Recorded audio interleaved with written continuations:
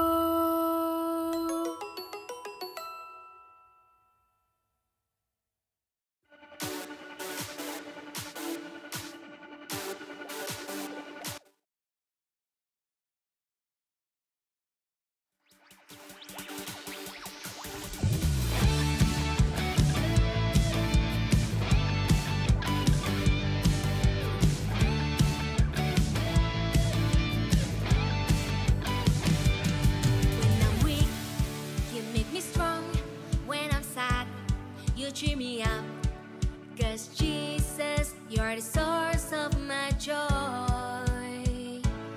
Every day, in every step, God with me, I'm not afraid, 'cause Jesus, you're the source of my joy. Jump to the left, shout joy. Jump to the right, shout joy, 'cause He's good to you and me. Whoa. Jump to the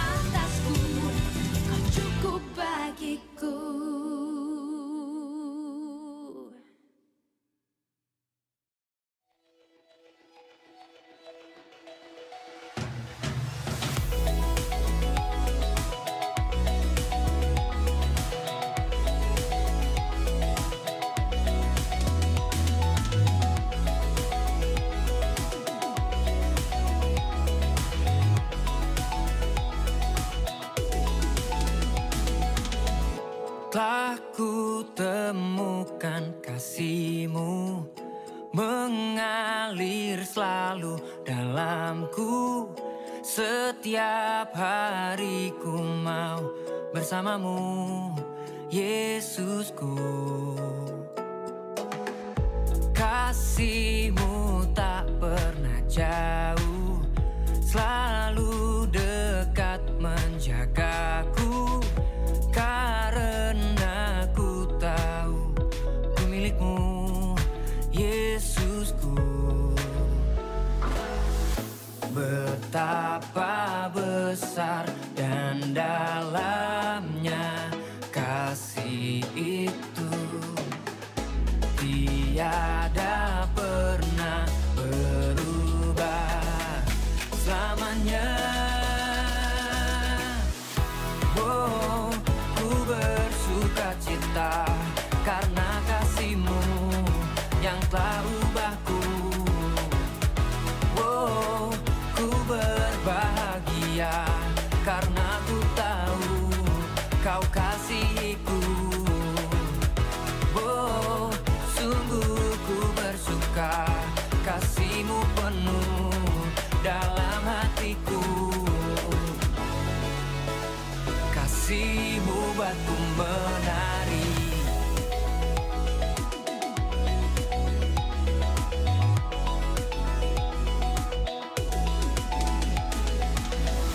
Kasih-Mu tak pernah jauh, selalu dekat menjagaku. Karena ku tahu ku milik-Mu, Yesusku.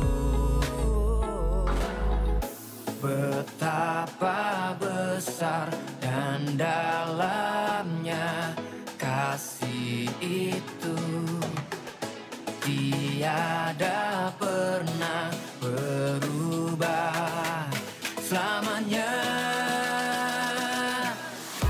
Oh, ku bersuka cita karena kasih-Mu yang telah ubahku.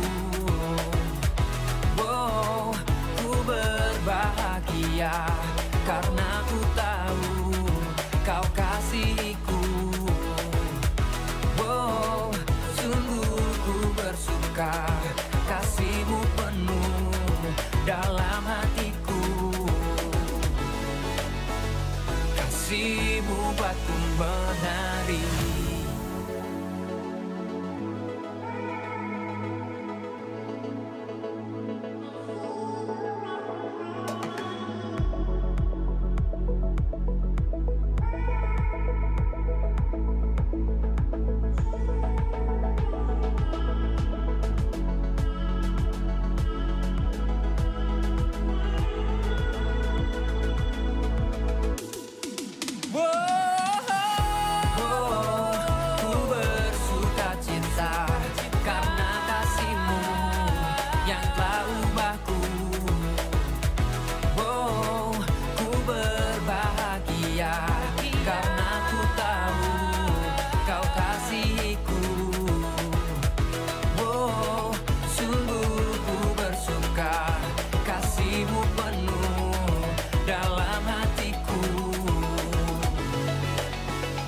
Kasih-Mu buatku menari.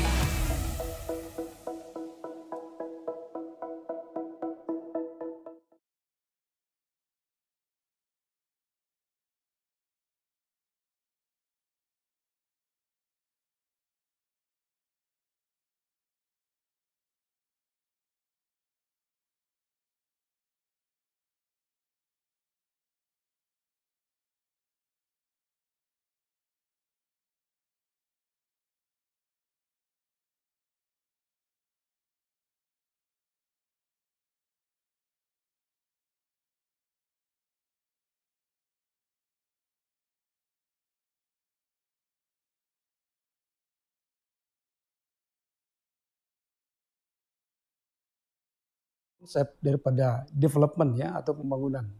Jadi pembangunan itu sendiri adalah suatu proses menuju kehidupan lebih baik atau lebih manusiawi melalui 3 komponen dasar dari pembangunan yaitu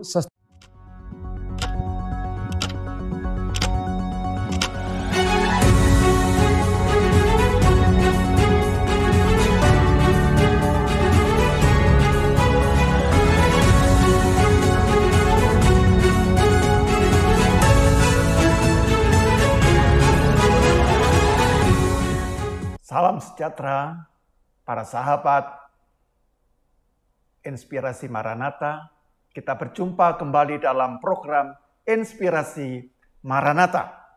Program yang akan menginspirasi, sebab program ini lahir dari hasil penelitian kajian ilmiah dari para dosen Universitas Kristen Maranatha. Nah, kita akan mengawali acara ini dengan terlebih dahulu berdoa. Mari kita bersama berdoa. Bapa yang Maha Baik, kami datang ke hadirat Tuhan, mengucap syukur bahwa kami di tengah-tengah segala kesulitan, beban, persoalan, dan tantangan yang ada, Tuhan masih memberikan kepada kami kesempatan demi kesempatan agar kami dapat memberkati. Utamanya kami dapat memberikan satu nilai-nilai kehidupan yang berkualitas melalui segala karunia yang Tuhan percayakan, dan salah satunya adalah dalam bidang akademik. Karena itu Bapak, kami ingin menyerahkan percakapan kami pada sore hari ini, berkati supaya apa yang kami percakapkan memberikan satu wawasan yang luas, pemikiran yang dibutuhkan bagi para pemirsa dalam memahami realitas atau kehidupan yang terus mengalami perubahan dan perkembangan. Kami serahkan percakapan kami dalam nama Tuhan kami, Yesus Kristus. Amin. Ya, selamat bagi kita semua bahwa kita diizinkan oleh Tuhan untuk membahas satu topik yang menarik, dan narasumber kita pada kesempatan ini adalah Bapak Profesor Dr. Wilson. Ya, nama lengkapnya akan disampaikan oleh Pak Wilson, dan untuk itu silakan Pak Wilson memperkenalkan diri kepada para sahabat Maranatha. Baik, Pak Pendeta, terima kasih atas kesempatan yang diberikan kepada saya. Terlebih dahulu saya memperkenalkan diri saya. Saya adalah Profesor Dr. Wilson Bangun, SMSI. Saya adalah seorang guru besar di Fakultas Bisnis Universitas Kristen Maranatha sejak tahun 2008. Kemudian bidang keahlian saya sebagai guru besar di Universitas Kristen Maranatha itu adalah manajemen sumber daya manusia. Saya sudah menulis beberapa buku yang terkait dengan manajemen sumber daya manusia. Begitu pula publikasi karya ilmiah saya, baik nasional maupun internasional, sudah saya tulis dan sudah dipublikasi oleh beberapa jurnal yang terpercaya, baik pada tingkat nasional maupun internasional. Juga saya sudah diundang oleh beberapa institusi baik nasional dan internasional sebagai pembicara. Demikian perkenalan singkat saya, Pak Pendeta. Ya, terima kasih Pak Wilson. Ya. Nah, kita akan dipandu oleh seorang narasumber yang kompeten, yang mempunyai satu bidang yang sangat mendalam, khususnya di dalam manajemen sumber daya manusia. Dan topik kita memang berkaitan dengan sumber daya manusia dalam pembangunan ekonomi. Ya. Nah, pemirsa, kita akan mencoba melihat bagaimana sumber daya manusia dalam pembangunan ekonomi, khususnya di konteks Indonesia, negara kita. Nah, izinkan saya bertanya kepada Pak Wilson, ya, sebagai seorang guru besar yang menekuni bidang sumber daya ekonomi. Pak, apa yang menjadi latar belakang pemikiran Pak Wilson sehingga dalam konteks ini Pak Wilson membuat satu topik ya dengan judul sumber daya manusia dalam pembangunan ekonomi. Ya, silakan Pak Wilson supaya pemirsa semakin dibukakan pemikiran atau wawasannya. Baik, Pak Pendeta Yohanes, ya. Memang saya sudah memiliki banyak karya ilmiah terkait dengan pembangunan sumber daya manusia. Jadi sebagai dasar kenapa saya tertarik di dalam menulis karya ilmiah tentang pembangunan sumber daya manusia, karena kita ketahui bahwa sumber daya manusia merupakan suatu faktor produksi yang memiliki kontribusi besar terhadap pertumbuhan ekonomi suatu negara. Jadi Indonesia merupakan negara yang memiliki jumlah penduduk terbesar keempat di dunia setelah Tiongkok, India, dan Amerika Serikat. Jadi Indonesia memiliki kontribusi sebesar 40% jumlah penduduk dan sumber daya manusia terhadap Asia Tenggara ini. Melihat faktor-faktor produksi yang tersedia cukup melimpah, baik itu sumber daya alamnya maupun sumber daya manusianya. Jadi seharusnya pendapatan nasional atau pendapatan per kapita Indonesia adalah tertinggi di Asia Tenggara ini. Tapi kalau kita lihat secara kenyataan tidaklah seperti yang kita pikirkan itu. Jadi sebagai contoh, income per kapita negara Singapura itu 10 kali dari income per kapita Indonesia. Jadi dapat kita ketahui bahwa pertumbuhan ekonomi Indonesia masih tertinggal dibandingkan dengan Singapura, Malaysia, dan Thailand. Jadi cukup menarik saya kira pemikiran ini Pak Yohanes. Baik Pak Wilson. Dan saya kira ini sumber daya manusia ya, human resources ya Pak. Kita terus sering Pak mendengar kata pembangunan sumber daya manusia. Tapi sebenarnya kalau boleh dirumuskan dengan lebih tajam Pak ya. Apa itu Pak sumber daya pembangunan sumber daya manusia itu? Tolong Pak jelaskan kepada setiap kita. Baik Pak Pendeta Yohanes. Jadi saya awali dulu pemahaman tentang konsep daripada development ya atau pembangunan. Jadi pembangunan itu sendiri adalah suatu proses menuju kehidupan lebih baik atau lebih manusiawi melalui 3 komponen dasar dari pembangunan, yaitu sustenance, self-esteem, dan freedom. Jadi kalau kita kaitkan dalam konteks ekonomi yang kita sebut sebagai economic development, ini adalah suatu proses perbaikan terhadap kesejahteraan material yang terus-menerus dalam jangka panjang yang dapat dilihat dari lancarnya distribusi barang dan jasa.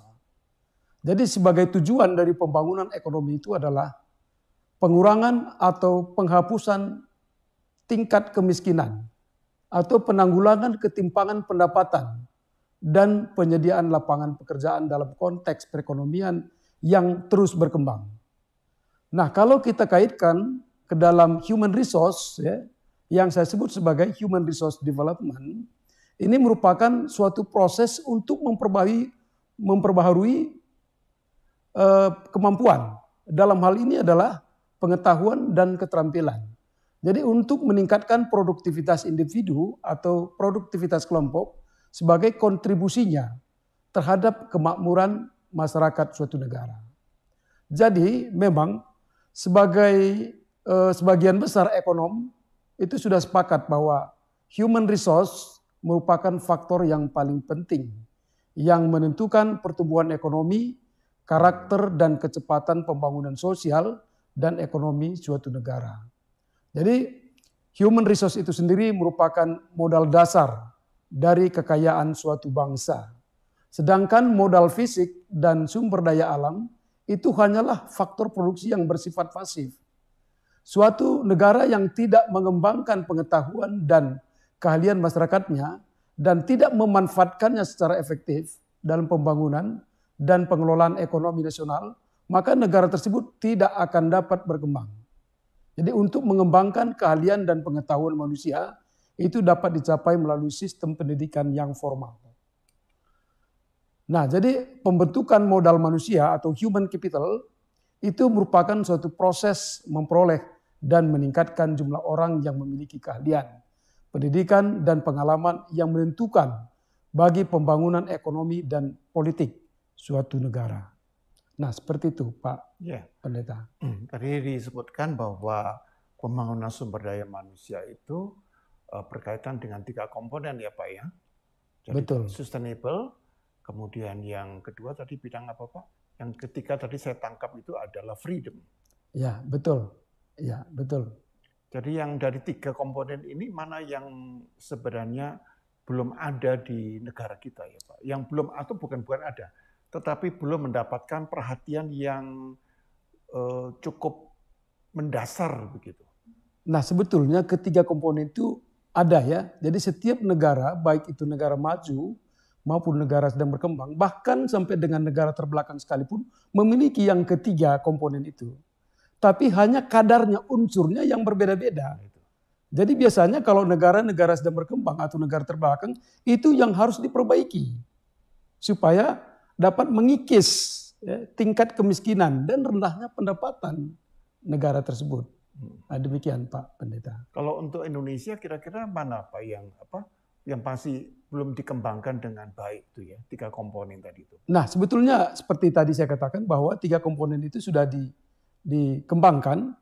Tapi kalau kita kaitkan di dalam konteks human resource development tadi ya, kita di faktor pendidikan itu sangat lambat kemajuannya.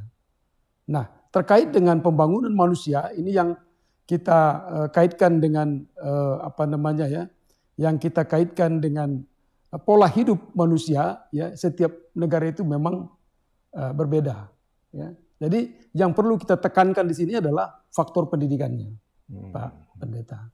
Baik Pak.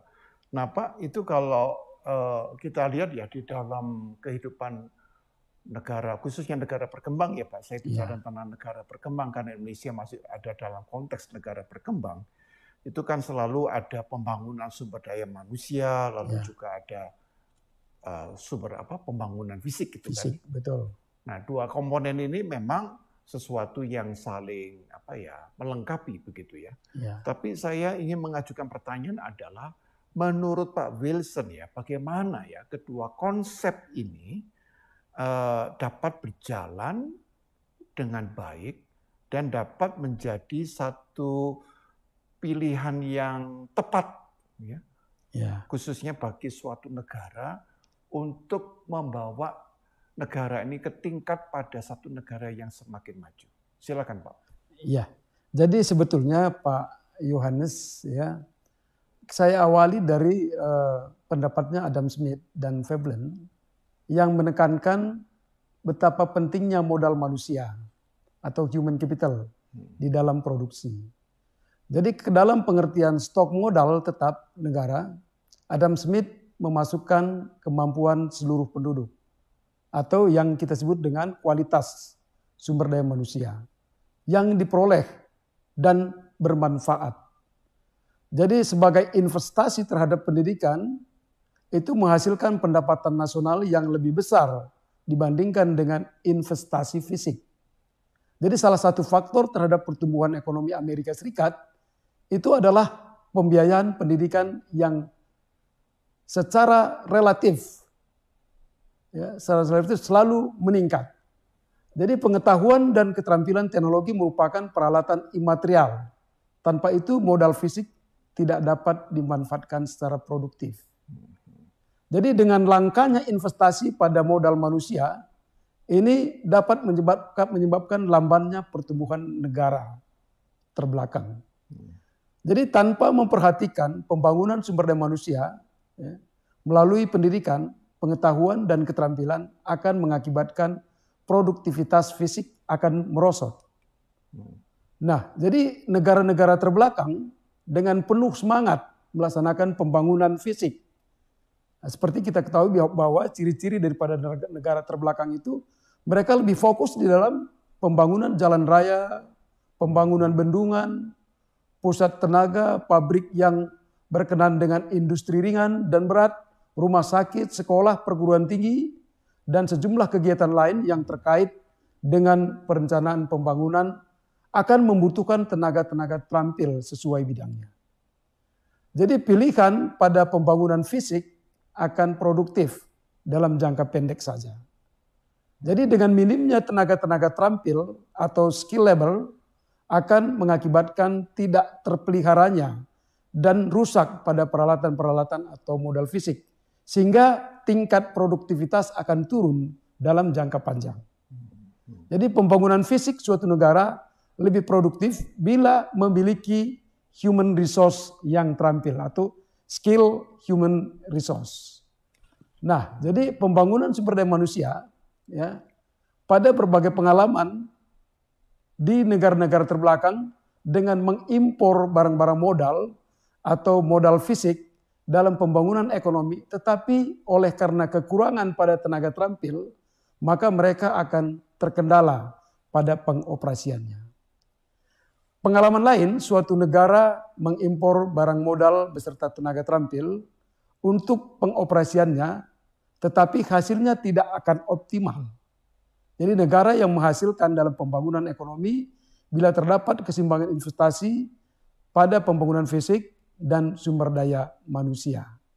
Jadi negara-negara terbelakang pada umumnya dihadapkan pada kedua macam masalah tenaga kerja tersebut, di mana adanya tenaga buruh surplus akibat langkanya keterampilan kritis atau critical skill.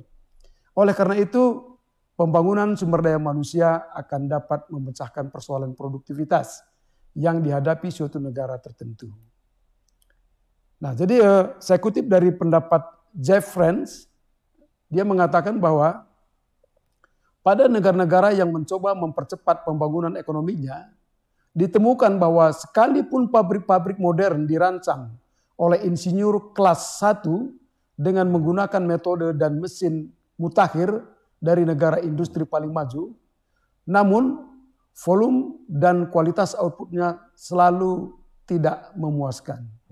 Jadi sebagai alasannya adalah karena manajemen dan pekerja tidak cukup terlatih dan kurang berpengalaman. Ya, itu saya kira Pak. Ya, saya kira apa yang Pak Wilson sampaikan itu sangat tepat ya. Padahal seringkali kita sangat kagum, terpesona kalau negara itu membangun fisik gitu kan. Ya. Pembangunan fisik, tetapi ketika tidak diimbangi dengan pembangunan sumber daya manusia, maka peralatan-peralatan yang mutakhir, peralatan yang canggih ini tidak dapat dioperasikannya dengan optimal, dan yang kedua karena mereka juga tidak tahu mengembangkan teknologi, maka dalam waktu yang tidak terlalu lama, maka alat-alat ini kemudian menjadi onggokan yang tidak terlalu bisa menghasilkan satu output, begitu kan? Ya, sebagai tambahan Pak Pendeta, kita belajar dari pengalaman dari beberapa negara terbelakang ya, contohnya misalnya Zimbabwe atau misalnya Pakistan dan lain sebagainya. Mereka itu lebih fokus di dalam pembangunan fisik, tapi mereka tidak mampu mengoperasikan pembangunan fisik itu. Nah, padahal kita tahu bahwa mereka itu untuk membangun fisik itu mereka pinjam uang dari luar negeri. Nah, jadi sehingga mereka tidak mampu untuk membayar utang pokok plus bunganya. Plus bunganya itu ya. Tapi kalau kita lihat dari pengalaman negara-negara maju seperti Amerika itu sendiri pun seperti Jepang, Korea Selatan, mereka lebih mengutamakan pembangunan sumber daya manusia. Betul, betul. Baru setelah itu mereka membangun infrastrukturnya. Karena kita kenal sekarang Jepang ya, Jepang itu terkenal dengan infrastruktur otomotif. Jadi semua otomotif di dunia ini dikuasai oleh Jepang. Karena mereka sudah siap, SDM-nya sudah siap untuk mengoperasikan itu. Nah, kalau memang ketersediaan fund, dana itu cukup, ya dibangun secara simultan, ya, secara sekaligus. Membangun fisik dan sumber daya manusia. Tapi persoalannya itu suatu pilihan. Karena ketidaktersediaan dana yang cukup. Jadi mana yang terlebih dulu dibangun? Apakah fisik, infrastruktur, atau sumber daya manusia? Jadi kita belajar dari pengalaman kedua negara tersebut.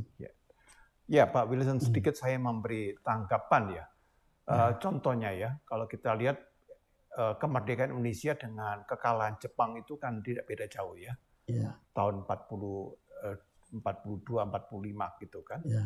Tetapi ketika Jepang itu kalah perang, ketika sekutu atau Amerika itu menjatuhkan bom itu kan, lalu saya melihat apa yang dilakukan oleh pemerintah Jepang waktu itu adalah dia segera mengirim pemuda-pemudanya itu untuk studi. Betul. Ya, Betul. studi di Amerika Serikat, mereka supaya bisa terjadi alih teknologi ya, dan supaya kemampuan itu, kepandaian itu yang kemudian mereka bawa ke negara mereka, lalu disitulah mereka membangun negara ini. Ya, betul. Nah, pada sisi yang lain, kita itu tidak memperhatikan ke arah itu, tetapi kepada bentuk-bentuk yang sifatnya fisik. Ya, tentunya fisik itu sangat dibutuhkan, pasti ya, bukan berarti. Tapi prioritasnya, ya, ini yang menjadi masalah, Pak. Prioritasnya itu tidak tepat, gitu ya. Karena suatu pilihan dia. Ya, satu pilihan itu. Ya. Dan juga ini satu, kalau saya Pak boleh, walaupun dalam konteks ini tidak ada kaitannya, cara berpikir masyarakat kita ini tentunya masih di abad modern 21 ini masih arahnya tuh kepada yang mistik gitu ya, perdukunan gitu ya. Nah, sehingga jangankan ke arah yang itu Pak, teknologi gitu ya. Dan ini menjadi satu hambatan mental yang sungguh-sungguh ya, yang membuat kita untuk melangkah maju ke depan itu menjadi seperti terseok-seok begitu. Ya, betul. Nah, ini saya kira pembahasan ini sangat penting ya Pak. Dan kita akan lanjutkan materi yang makin menarik ini dalam segmen kedua setelah informasi yang satu ini.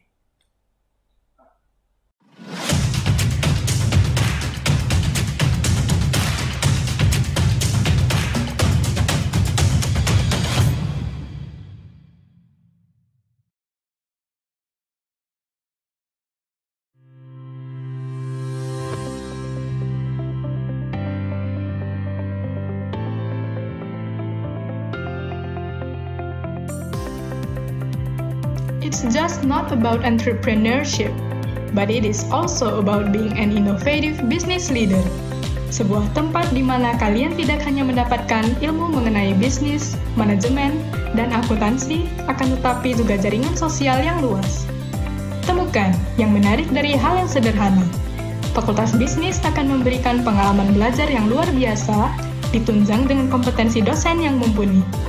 You learn something and you'll get something. Karena belajar di Fakultas Bisnis tidak hanya belajar mengenai konsep teori saja, akan tetapi juga konsep praktek di dunia profesional akan kamu dapatkan di sini. Berbagai macam program sudah dirancang dengan sangat baik untukmu. Kamu dapat bergabung dengan seluruh alumni yang memiliki prestasi di bidangnya. Dunia bisnis sedang dan terus berubah. Kita butuh cara berpikir dan belajar berbisnis yang baru. Kita butuh kemampuan untuk memecahkan berbagai tantangan bisnis di masa depan. Pendidikan di Fakultas Bisnis Universitas Kristen Maranatha didesain secara khusus untuk mencapai potensi terbaik Anda, baik di bidang manajemen, akuntansi, dan keuangan.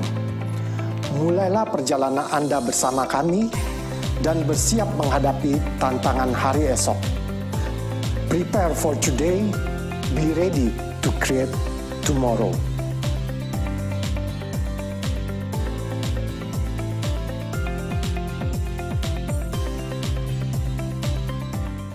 Kembali kita akan membahas lanjutan materi kita tentang sumber daya manusia dalam pembangunan ekonomi bersama dengan narasumber kita, Bapak Profesor Dr. Wilson Bangun. Ya. Nah, Pak Wilson, kalau saya membaca dari tulisan Bapak itu itu saya lihat ada 3 alat ukur yang menjadi pedoman dalam pembangunan sumber daya manusia. Ya, Bapak menyebutnya ada Human Development Index ya, HDI. Lalu yang kedua adalah Human Capital Index HCI ya, dan kemudian ada Global Human Capital ya Pak ya, atau GIC gitu ya. Nah, apa yang Bapak maksudkan dengan ketiga alat ukur ini ya Pak ya? Ini saya kira menarik ya. Baik Pak Yohanes, jadi sebetulnya memang konsep ini saya kumpulkan dari beberapa literatur ya, dari beberapa referensi, jadi sehingga saya jadikan menjadi satu ya. Nah itu yang saya sebut dengan pembangunan sumber daya manusia, di human resource development ya, human resource development. Jadi ini berbeda dengan pengembangan sumber daya manusia yang secara teknis itu adalah tugas tanggung jawab seorang manajer. Tapi saya sebutkan di sini adalah bukan pengembangan sumber daya manusia, tapi pembangunan sumber daya manusia. Baik ya, suatu pertanyaan yang sangat bagus sekali dari Pak Yohanes. Saya akan jelaskan ketiga konsep, 3 alat ukur yang menjadi pedoman untuk mengukur human resource development ini. Memang ada beberapa karya ilmiah saya yang terkait dengan human resource development ini.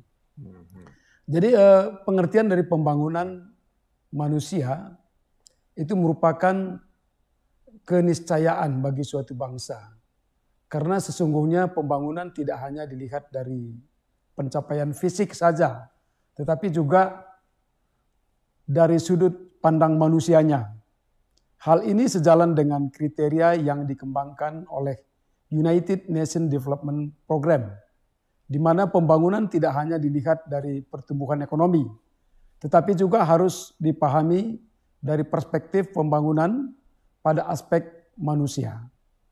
Jadi Human Development Index itu diperkenalkan pada awalnya oleh UNDP pada tahun 1990 yang menjelaskan bagaimana orang dapat mengakses hasil pembangunan dalam hal pendapatan, kesehatan, pendidikan, dan sebagainya. Jadi indeks ini akan mengukur kualitas hidup manusia melalui pengukuran pendapatan, kesehatan, dan pendidikan. Jadi menghitung Human Development Index ada 3 dimensi, ya, yaitu dimensi kesehatan, pendidikan, dan standar hidup layak. Jadi kalau kita bicara tentang human development atau pembangunan manusia ini terkait dengan kualitas manusia pada suatu negara tertentu. Nah kemudian indeks modal manusia atau Human Capital Index ini mengukur produktivitas penduduk melalui indikator pengetahuan, keterampilan, dan kesehatan. Jadi Human Capital Index bertujuan untuk mengetahui kebijakan pemerintah suatu negara dalam meningkatkan faktor kesehatan dan pendidikan penduduknya sehingga berpotensi menjadi tenaga kerja di masa yang akan datang. Jadi indikator ini digunakan sebagai parameter untuk melihat kualitas sumber daya manusia suatu negara untuk berproduksi secara ekonomis. Jadi sumber daya manusia yang berkualitas akan memberikan kontribusi bagi pembangunan ekonomi suatu negara tertentu. Jadi memang pada awalnya konsep daripada Human Capital Index ini diperkenalkan oleh World Bank pada awalnya untuk mengukur berapa besar Human Capital Index pada setiap negara yang ada di dunia. Kemudian berikutnya Global Human Capital, ya. Ini terdiri dari pengetahuan, keterampilan, dan kesehatan yang dikumpulkan manusia sepanjang hidupnya. Jadi keterampilan dan kesehatan itu yang dikumpulkan tersebut itu memungkinkan mereka untuk menyadari potensi mereka sebagai anggota masyarakat yang produktif. Jadi kita dapat mengakhiri kemiskinan ekstrim dan menciptakan masyarakat yang lebih inklusif dengan mengembangkan sumber daya manusia. Jadi ini membutuhkan investasi pada manusia melalui nutrisi, perawatan kesehatan, pendidikan berkualitas, pekerjaan, dan keterampilan. Nah itu saya kira jawabannya Pak Yohanes.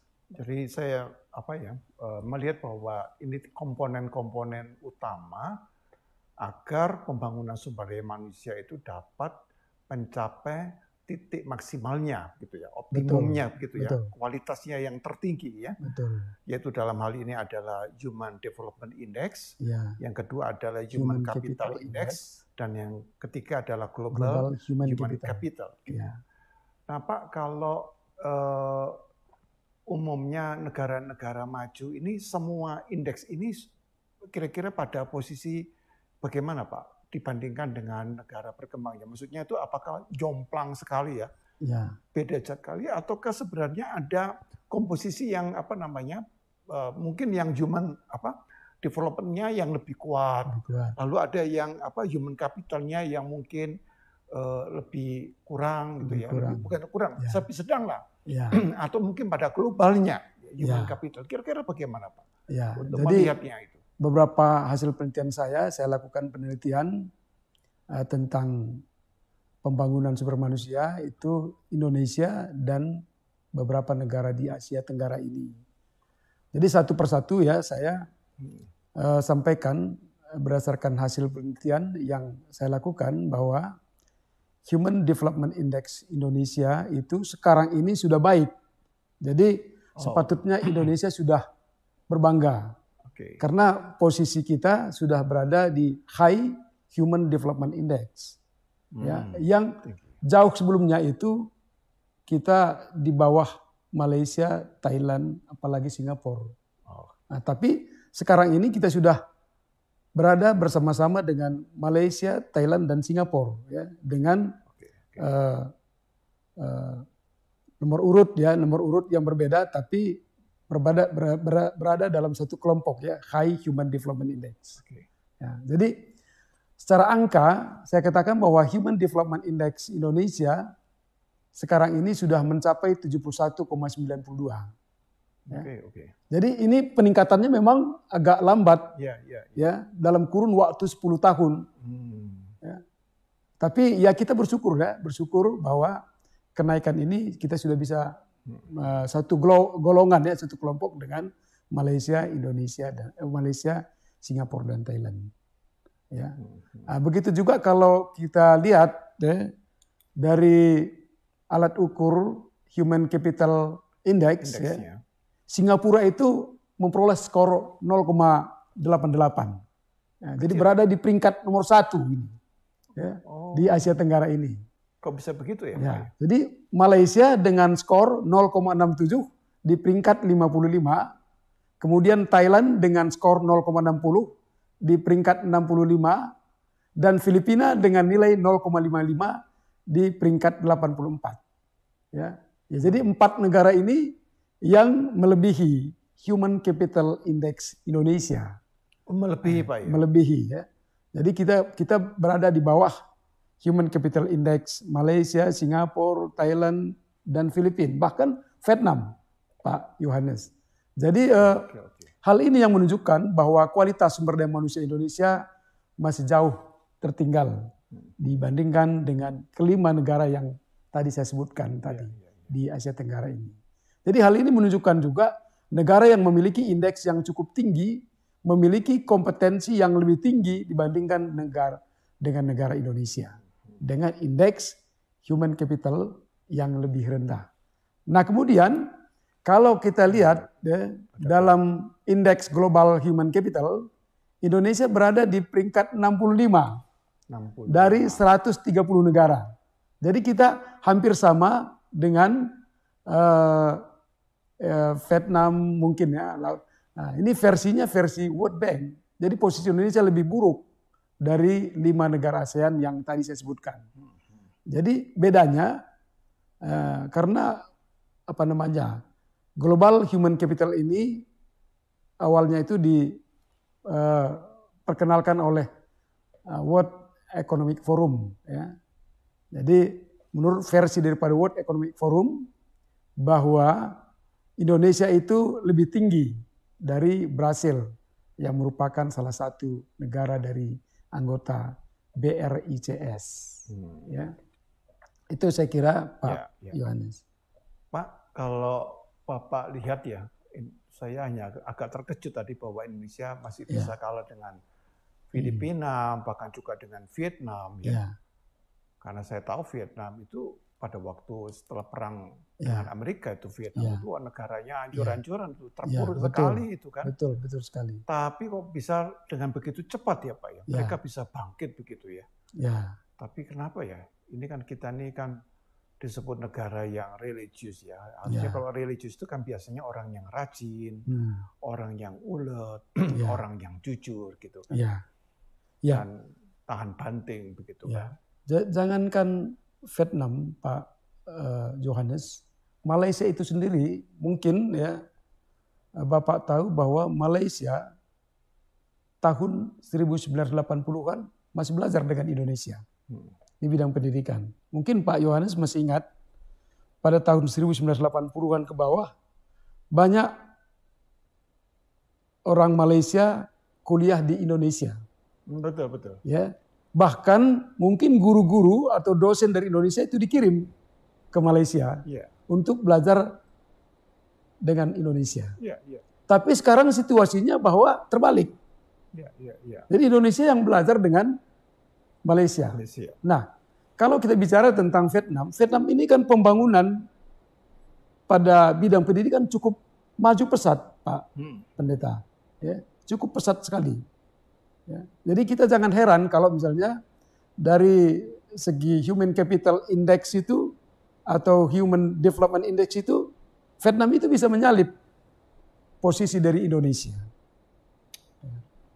Begitu saya kira, Pak Pendeta. Nah, saya melihat bahwa di balik ini semua ya, baik menyangkut soal Human Development Index, ada Human Capital Index, ada Global Human Capital, itu saya yakin di belakangnya yang paling dasar itu ada spirit ya Pak.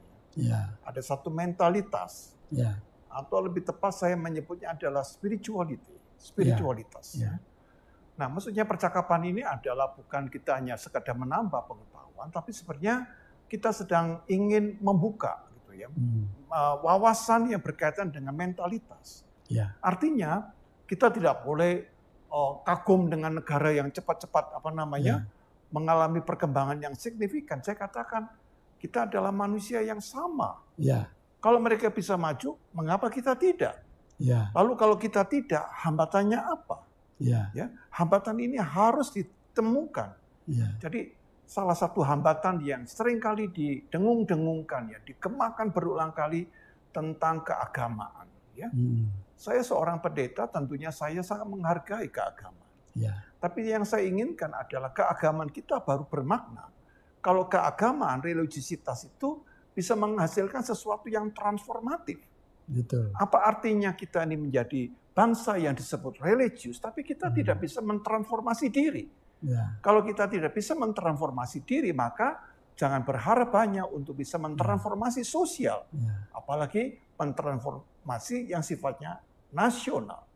Ya Pak, Wilson dalam hal ini kita tadi Bapak sebutkan bahwa Human Capital Index Indonesia itu cuma sebesar 0,53 ya Pak, catatan saya ya.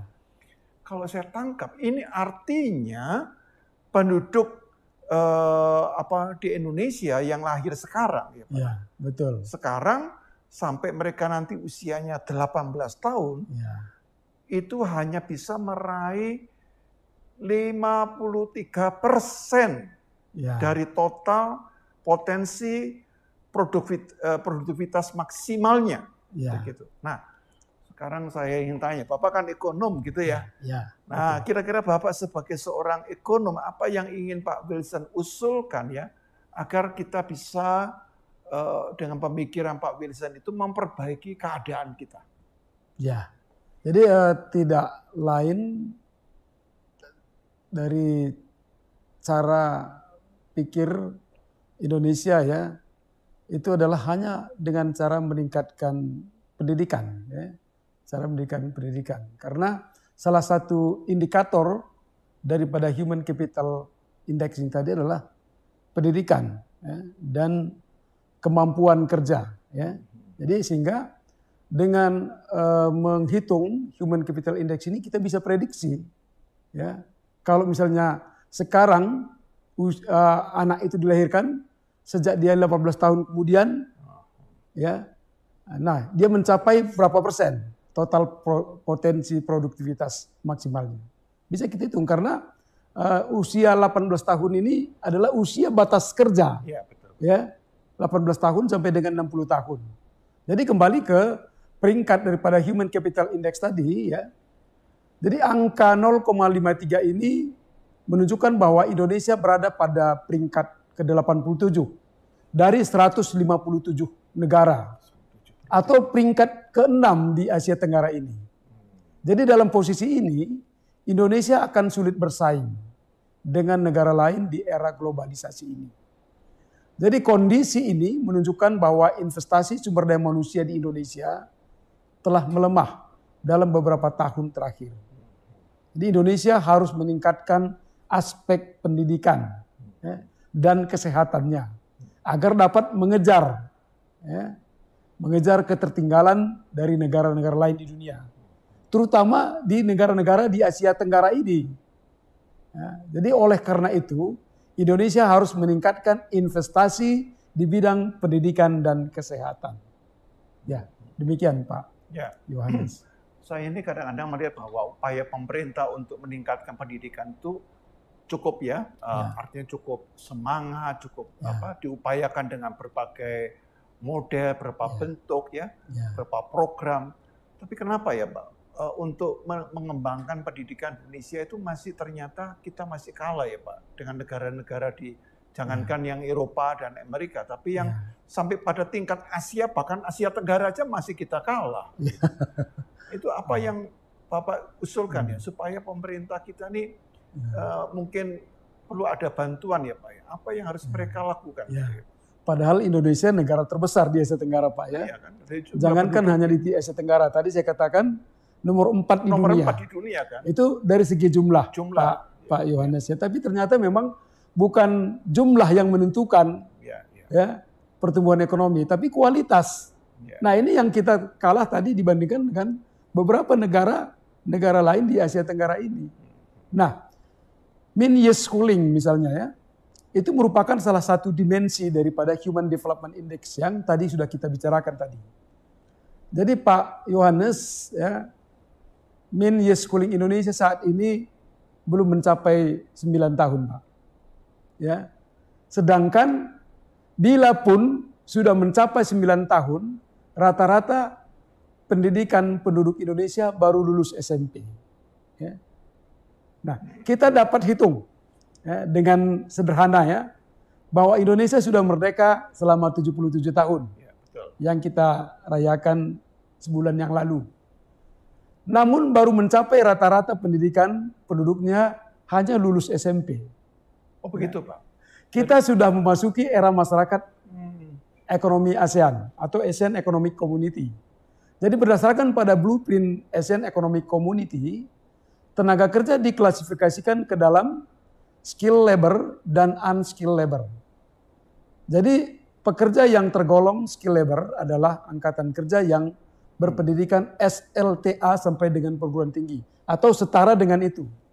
Ya. Sedangkan pekerja yang tergolong pada unskilled labor adalah pekerja yang pendidikannya SLTP ke bawah. Menurut catatan BPS ya Indonesia bahwa pekerja yang unskilled itu yang paling banyak itu adalah lulusan SD. Jadi, nah kemudian untuk mencapai pendidikan sesuai dengan standar yang ditentukan oleh Asian Economic Community tadi, Indonesia kekurangan 3 tahun. Ya. Karena untuk mencapai lulusan SMA kan harus 12 tahun. Tadi Indonesia baru mencapai 9 tahun. Jadi kita kekurangan 3 tahun supaya 12 tahun. Jadi untuk mencapai 12 tahun itu ya, kita harus mencapai dalam kurun waktu 30 tahun kemudian. Jadi pada bidang pendidikan Indonesia masih tertinggal kalau kita bandingkan dengan Singapura dan Malaysia. Walaupun seperti tadi saya katakan bahwa di tahun 1980-an Malaysia itu belajar dengan Indonesia. Jadi menurut catatan saya Pak Yohanes, jadi untuk mencapai pendidikan formal yang kita inginkan itu cukup lama sekali. 38 tahun kemudian. Ditambahkan dengan tahun sekarang, tahun 2022, tambah 38 berarti tahun 2060. Cukup lama sekali, ya. Nah, jadi seharusnya ya kita bisa perbaiki melalui pendidikan non formal, melalui lembaga-lembaga atau balai-balai latihan kerja dan atau perbaiki sistem pendidikan kita. Jadi yang menjadi kendala pada pendidikan Indonesia adalah SDM-nya perlu ditingkatkan. Ya, guru-guru, dosen, ya, itu perlu kita tingkatkan. Nah, kemudian sarana dan prasarana pendidikan kita juga. Saya kira itu, Pak Yohanes. Saya tanggap bahwa yang paling esensial di dalam sistem pendidikan ini adalah justru itu poinnya gitu loh. Betul. Memang disekolahkan, tapi sistem pendidikannya belum mengalami perubahan yang bisa menjawab kebutuhan dan tantangan, ya kan? Jadi misalnya kalau saya lihat itu, saya berulang kali menghadapi ya, pendidikan itu sepertinya udah tingkat SMA, tetapi kemampuannya hanya tingkatan menghafal, ya. Tapi tidak mampu mereka tidak dipersiapkan untuk menganalisis, berpikir kritis, ya. Bagaimana mereka itu bisa bersikap objektif, ya. Harusnya hal-hal seperti ini. Lalu bagaimana yang mereka pelajari itu dapat menjadi satu skill, ya, keterampilan. Nah ini yang penting, gitu ya. Jadi sistem pendidikan ini yang menjadi concern kita supaya itu mendapatkan pembenahan atau perbaikan ya yang signifikan.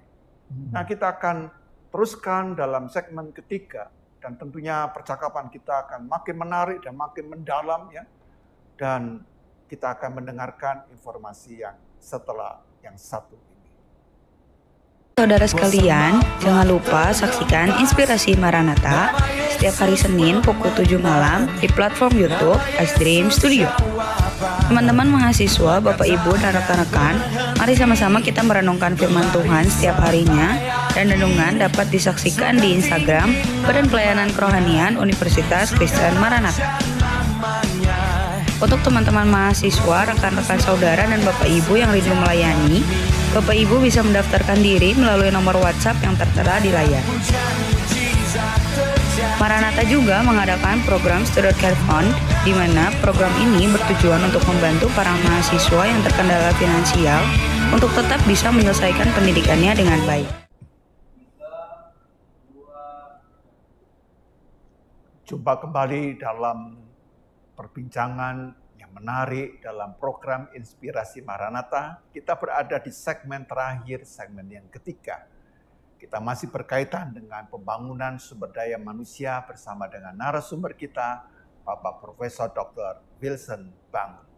Nah, Pak Wilson, tadi Bapak menyebutkan bahwa pembangunan manusia adalah mengembangkan keahlian dan pengetahuan yang dapat dicapai melalui pendidikan formal, gitu kan, Pak. Nah, apakah pengembangan, ini pertanyaannya begini, apakah pengembangan pendidikan formal di Indonesia ini, tadi walaupun sudah Bapak sebutkan ya, belum mencapai harapan dan tujuannya ya. Lalu apa ya menjadi kendalanya? Tadi saya katakan juga beberapa bagian.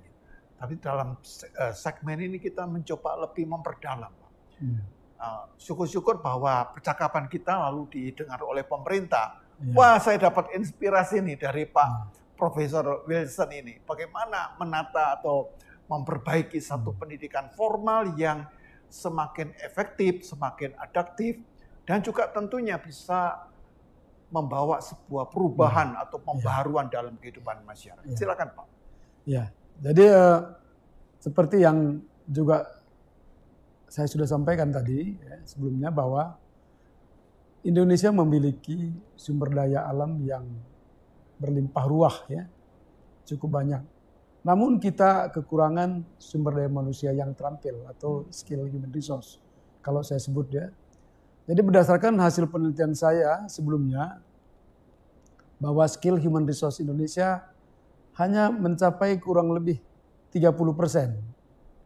Sedangkan yang tergolong unskilled human resource itu mencapai kurang lebih 70%. Besar ya? Ya, jadi lebih besar, jauh lebih besar unskilled human resource-nya. Jadi Indonesia sebetulnya kekurangan skill human resource yang cukup besar. Jadi kita dapat bandingkan dengan beberapa negara maju seperti Jepang dan Korea Selatan. yang sumber daya alamnya jauh di bawah Indonesia, tetapi kalau tingkat kesejahteraan penduduk kedua negara tersebut jauh lebih baik dibandingkan dengan Indonesia. Jadi persoalannya di sini adalah kualitas sumber daya manusianya. Nah, jadi kualitas sumber daya manusia Indonesia itu jauh di bawah kedua negara yang tadi saya sebutkan tadi. Jadi sudah jelas ya bahwa faktor pendidikan itu yang penting kita tingkatkan ya untuk bisa menyamai ya negara-negara maju. Ya. Itu saya kira jawabannya Pak. Jadi kalau Pak Wilson tadi bilang bahwa di Indonesia itu kan masih rata-rata ya Pak ya, pada tingkat SLTP ya Pak. Ya, betul. Untuk menambah 3 tahun pendidikan aja kita butuh waktu hampir 30 tahun gitu Pak. Ya. Pada saya membayangkan seharusnya loh ya, Indonesia itu bukan pada SLTA, harusnya pada tingkat minimal sarjana atau S1. Betul. Harusnya begitu Pak. Betul. Nah kalau untuk SLTA aja butuh 30 tahun ya, lalu berapa lama lagi untuk bisa mencapai masyarakat ini rata-rata pendidikannya minimal S1 begitu kan? Betul. Itu saya sedang berpikir ya. Lalu kalau kita mengikuti yang apa ya, semacam deret hitung ya, butuh waktu yang panjang gitu. Sehingga saya memikirkan kira-kira butuh lompatan-lompatan apa yang harus dikerjakan supaya pemerintah ini bisa tentunya pendidikan formal itu harus bisa semakin merata pada tingkat sebisa mungkin itu tingkatnya itu adalah S1. Kalau negara maju ya kalau bisa minimal semuanya S2. Nah, kalau kita mengikuti kondisi yang ada bisa berpuluh-puluh tahun nanti ya kan. Nah, tentunya itu akan menyebabkan kita menjadi negara tertinggal. Tentunya itu tidak. Tentunya saya membayangkan anak cucu saya berarti akan kondisinya tertinggal gitu. Bersaing, tapi saya yakin bahwa saya selalu punya filsafat begini sederhana. Kita sama-sama makan nasi, orang lain bisa, kita juga bisa. Betul. Tepat kita mempunyai Allah yang besar. Allah yang memanggil kita untuk mengerjakan perkara-perkara yang di luar kemampuan yang biasa. Asal itu untuk kebaikan dan kesejahteraan. Atau mungkin Pak Wilson sebagai seorang ekonom, sekaligus sebagai pengamat, ya, kira-kira bisa ada satu ide untuk ada lompatan supaya pendidikan formal kita ini sebagai media untuk memberdayakan masyarakat kita ini dapat semakin merata. Kira-kira bagaimana? Jadi Pak Yohanes, jadi Indonesia ini kan sebuah negara yang besar ya, jumlah penduduk yang besar. Tentunya memiliki keahlian yang beragam, pengetahuan yang beragam, keterampilan yang beragam. Jadi oleh karena itu untuk meningkatkan produktivitas dalam kaitannya dengan pendapatan nasional atau pendapatan suatu daerah tertentu, ya kan itu tidak harus melalui pendidikan formal saja, ya. Nah, jadi pendidikan non formal sangat penting sekali. Makanya tadi berdasarkan Blueprint Asian Economic Community, ya pendidikan yang tergolong pekerja yang tergolong skill human resource, skill labor tadi itu kan SLTA sampai perguruan tinggi atau setara dengan itu. Nah, jadi sangat dibutuhkan sekali ya pengalaman orang pada bidang tertentu. Nah, contohnya misalnya di beberapa provinsi ya, di Indonesia ini sangat potensi untuk batik misalnya. Nah, skill untuk memproduksi batik dan marketingnya ini kan perlu bisa kita kembangkan. Sehingga produktivitas ya, manusia, produktivitas pekerja bisa lebih tinggi pada bidang tertentu dia. Jadi tidak harus kita tingkatkan pendidikan formal. Makanya tadi saya katakan bahwa ya pemerintah perlu meningkatkan keterampilan skill daripada penduduknya lewat balai-balai latihan, ya, balai-balai latihan atau lembaga-lembaga latihan yang diberikan kepada masyarakat di suatu daerah tertentu sesuai dengan potensi yang ada di daerah masing-masing. Saya kira begitu. Karakteristik dari Ya. daerah-daerah itu yang perlu Ya, dikembangkan gitu ya, ya, Pak, ya. betul, Saya kira betul ini sekali. yang, sangat realistik ya. Ya. Itu sesuai dengan konteksnya ya. Betul, betul. Apalagi negara kita itu kan bukan hanya negara yang terkenal dengan seninya, tapi juga dengan kemampuan meningkatkan sumber daya alam. Iya, betul, betul. Itu yang kemarin kami juga pernah membahas masalah Indonesia ini penduduknya adalah agraris, tapi banyak pemudanya yang tidak lagi concern dengan pertanian misalnya. Iya, iya. Jadi bidang pertaniannya ini yang Iya, harap betul sekali. lagi, gitu kan. Betul sekali. Supaya mereka menjadi skill-nya di situ. Ya. Pada bidang pertanian, Ya. juga nanti bidang peternakan, juga ada bidang seni. Iya. Nah, Ya. seni misalnya salah satu ciri yang menonjol di Indonesia adalah seni batik tuh ya Pak. Iya. Tapi juga Ya. ada seni-seni lain di Bali juga ada Ya. seni pahat, seni Ya. lukis. Hmm. Nah ini yang perlu dikembangkan lebih mendalam lagi Pak. Ya. Kalau pendidikan non formal. Iya, ya betul Pak Yohanes. Jadi seperti negara maju tadi saya katakan, contohnya misalnya Jepang, mereka membangun infrastruktur di bidang otomotif. Nah, tapi mereka lebih dahulu mempersiapkan SDM-nya. Nah, kalau memang Indonesia itu ya sangat potensi di bidang agraris, kenapa tidak sumber daya manusianya di bidang agraris kita tingkatkan terlebih dahulu. Baru setelah sumber daya manusia bidang agraris nanti sudah mapan dia, baru kita bangun infrastruktur pertaniannya. Ya, saya kira begitu Pak Yohanes. Terima kasih Pak Wilson. Ini satu ulasan yang juga memberi ide kepada kita bahwa anak-anak kita boleh pendidikan formal dilakukan, tapi juga lengkapi mereka pendidikan non formal. Non formal, ya. Itu dibutuhkan karena kalau Ya. bisa kita kan manusia yang holistik ya. Ya. Betul. Ya, betul. Tidak bisa hanya satu Betul. segi yang Ya. diandalkan ya. Ya. Pak Wilson, tadi Bapak telah menjelaskan ya tentang kualitas sumber daya manusia Indonesia saat ini ya Pak. Ya.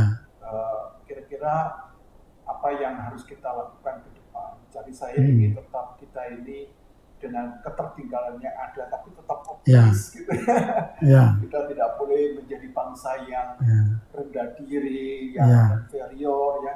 Ya. Ya oke lah, kita pernah mengalami kondisi yang dimana kita masih tertinggal, tetapi Ya. kondisi tertinggal harus mendorong kita untuk mengejar ketertinggalan itu. Ya. Ya. Ya. Kalau perlu kita ayo bersama-sama lari, Ya. lari dalam arti spiritual sehingga kita bisa mengejar. Gitu, Ya. Jadi karena pernah ada itu Pak perlombaan antara Ya. apa itu binatang cepat itu si kancil dengan dengan kura-kura gitu kan. Ya. Nah, si kancil kura-kura jalannya lambat, dia lambat, tapi kura-kura ini jalan terus. Ya. Nah akhirnya kancilnya ini bisa dilewati. Nah, saya ingin kita tetap optimis ya sebagai satu negara, gitu, Ya. sebagai satu bangsa. Ya. Ya. Kira-kira bagaimana Pak Wilson? Ya. Ya, jadi terkait dengan kualitas sumber daya manusia Indonesia ya Pak Yohanes, yang saya tangkap dari pertanyaan Pak Yohanes. Jadi berdasarkan pada beberapa indikator dari alat ukur pembangunan yang tadi saya sudah sebutkan, yaitu Human Development Index, Human Capital Index, dan Global Human Capital. Jadi Indonesia memiliki nilai yang rendah bila dibandingkan dengan Singapura, Malaysia, dan Thailand. Nah, jadi hal ini menunjukkan bahwa baik dari segi kualitas hidup, produktivitas, dan keterampilan secara kemampuan kerja, kualitas sumber daya manusia Indonesia itu masih di bawah Singapura, Malaysia, dan Thailand. Jadi kita harus fokus ya, dalam pendidikan sebetulnya. Kita tingkatkan faktor ya pendidikannya. Demikian Pak. Ya. Ya. Nah kalau ini sudah ditempuh Pak, Ya. pertanyaannya kenapa ya, Ya. kok belum bisa merata ya? Ya. Padahal kalau saya lihat misalnya SD itu pemerintah gratis, Ya. sekolah itu udah gratis. Ya. Jadi bentuk gratis itu ternyata diminati gitu kan. Ya. Kalau misalnya SD Impres itu kan gratis. Ya, betul. Tapi karena gratis kemudian bisa terjadi guru-gurunya Ya. yang termotivasi. Ya. Jadi itu kembali ya ke minat dan bakat seseorang kan tidak sama. Jadi kita jangan paksakan ya, kamu harus sekolah, kamu harus begini.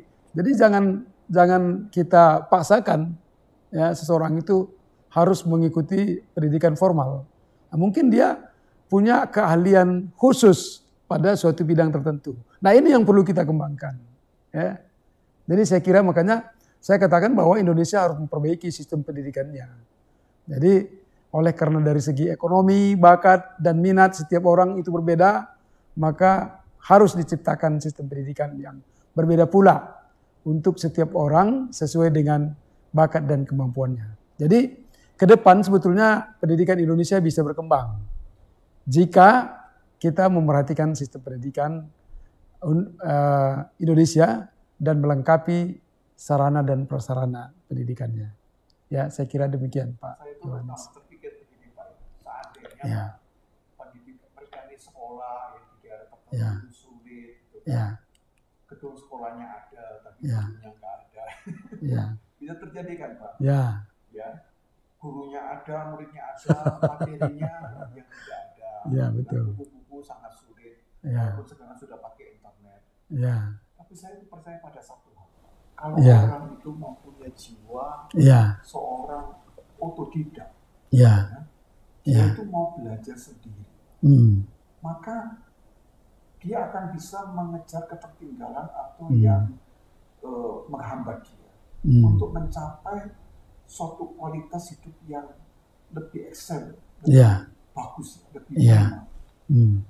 Apakah di samping sistem pendidikan, saya pikir kita ini perlu mengembangkan, menginspirasi masyarakat kita ini menjadi seorang yang otodidak. Jadi otodidak itu ya nggak disuruh dia belajar sendiri, dia ngembang-ngembangkan sendiri. Nah, walaupun nanti trial and error dia dan tahu. Lalu yang kedua itu saya berpikir bahwa kita ini harus dalam rangka human capital tadi kita ini harus menjadi orang-orang yang itu punya jiwa entrepreneur. Betul. Jiwa entrepreneur itu kan bukan karena saya bisnis itu karena saya sekolah ekonomi kan begitu kan. Tapi karena saya melihat bahwa bisnis ini merupakan passion saya. Betul. Jadi ada hubungannya antara otodidak dengan entrepreneurnya itu. Bukankah dua aspek ini yang saya kira apakah itu pendidikan formal, pendidikan non formal, tapi poinnya itu harus digerakkan di dalam dua spirit ini. Otodidak dan entrepreneur. Jadi kembali ke sifat karakter manusianya. Kadang-kadang ada orang yang memang senang belajar secara otodidak. Jadi itu tidak bisa kita paksakan. Kamu harus belajar formal dan lain sebagainya. Kemudian terkait dengan entrepreneur Nah, Indonesia kalau kita bandingkan dengan Malaysia, nah entrepreneur kita itu kan jauh di bawah Malaysia juga. Nah, ini kan terkait dengan kreativitas dan inovatif sebetulnya. Yang perlu kita ciptakan bagaimana supaya bakat minat seorang itu dia mengarah kemana. Nah, jadi ini lebih banyak kita peroleh melalui pendidikan yang non formal. Walaupun sekarang sudah banyak lembaga-lembaga pendidikan yang berkaitan dengan entrepreneur begitu. Itu saya kira Pak Yohanes. Pemirsa, kita telah sampai di penghujung acara dan kita berharap materi ulasan yang disampaikan oleh Pak Prof. Vincent Tahun itu dapat menginspirasi kita dan izinkan saya memohon kesediaan Pak Vincent untuk menyampaikan satu closing statement sehingga pemirsa ini dapat dengan mudah merangkum dari apa yang telah kita bicarakan. Silakan Pak. Baik Pak Yohanes. Jadi seperti apa yang tadi sudah didiskusikan dengan Pak Yohanes bahwa suatu negara itu kalau ingin berkembang harus memperhatikan pembangunan sumber daya manusianya yang terkait dengan pembangunan kualitas hidup manusia, begitu juga produktivitas, begitu juga keterampilan, kemampuan kerja suatu negara. Jadi artinya pembangunan ini adalah untuk memperbaiki nasib seseorang ke arah yang lebih baik secara individu.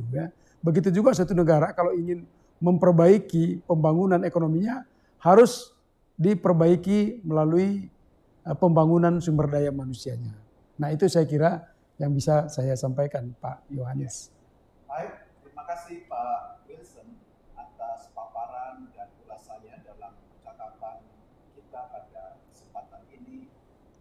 Pemirsa, semoga percakapan ini sungguh-sungguh membuka mata hati kita, rohani kita untuk memperhatikan generasi kita, anak cucu kita, supaya mereka sungguh-sungguh dapat mulai sekarang mengejar ketinggalan yang ada. Mari kita menjadi manusia yang berkualitas, karena Tuhan memanggil kita sebagai umat yang berkualitas dalam semua aspek. Izinkan saya mengakhirinya dengan doa. Mari kita berdoa. Bapak yang Maha Baik, kami datang ke hadirat-Mu. Terima kasih Engkau telah memakai Pak Wilson Tambun, inspirasi di mana kami boleh berbicara mengenai pembangunan sumber daya manusia yang sangat dibutuhkan dalam konteks perkembangan dan kemajuan negara kami Indonesia. Tuhan, pakailah setiap pribadi supaya kami tidak hanya memikirkan diri kami sendiri, tapi kami juga dengan sungguh-sungguh memikirkan pemberdayaan dan pengembangan SDM dari bangsa dan negara kami, masyarakat kami yang Engkau karuniai pada saat ini, satu kemerdekaan 77 tahun lamanya. Tiba saatnya bagi kami melakukan lompatan kualitatif sehingga kami menjadi bangsa yang bukan hanya besar dalam jumlah penduduknya, tapi utamanya kami besar di dalam kemampuan kami, kapasitas spiritual kami, sehingga kami boleh menjadi bangsa yang juga memberkati bangsa-bangsa di sekitar kami, khususnya ASEAN. Tuhan memberkati Bapak Wilson Tambun dalam kapasitas dan tugasnya sebagai seorang dosen, khususnya sebagai seorang guru besar, agar Tuhan makin memakai beliau. Tuhan kami menyerahkan pula setiap pergumulan para pemirsa. Tuhan melengkapi mereka dengan kerahiman dan kemurahan Tuhan. Kami menyerahkan hidup kami di dalam penyertaan Tuhan. Kami berdoa di dalam nama Tuhan kami, Yesus Kristus. Amin. Amin. Staring into your eyes makes my heart come alive. Suddenly brought to life when I met you. Reaching beyond the skies, running deep, stretching wide.